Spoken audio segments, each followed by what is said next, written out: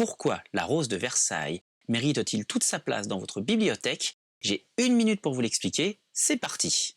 Tout d'abord, nous parlons d'un monument, d'un classique du genre, et on y retrouve tous les codes. Émotions exacerbées, destin tragique, romance passionnée, tout ce qui fait le genre du shoujo dans ce qu'il a de plus classique se retrouve dans cette œuvre. C'est également un des mangas qui pose les bases visuelles de ce genre. Trame à gogo, mise en page éclatée, étoile dans les yeux, tout est bon pour nous faire ressentir le tourbillon d'émotions incroyables qui traversent les personnages au fil des pages. À cet égard, le travail sur les regards est tout bonnement ahurissant. Les yeux sont le miroir de l'âme, a-t-on souvent tendance à dire, en particulier lorsqu'on décrit la différence de traitement entre le manga et les autres types de bandes dessinées, et c'est encore plus vrai ici. Si le dessin est daté et pourra en rebuter certains, le moindre regard est travaillé à l'extrême. La Rose de Versailles fait partie de cette mouvance de manga qui, à l'instar des romans harlequins de nos mères, s'intéresse à une histoire à 1000 lieues du quotidien banal de ses lectrices. Extrêmement documentée, Ryoko Ikeda commet relativement peu d'impairs sur la représentation de la France du XVIIIe siècle. Enfin, c'est une œuvre qui ne compte que 3 tomes, dont 2 très épais, mais 3 tomes.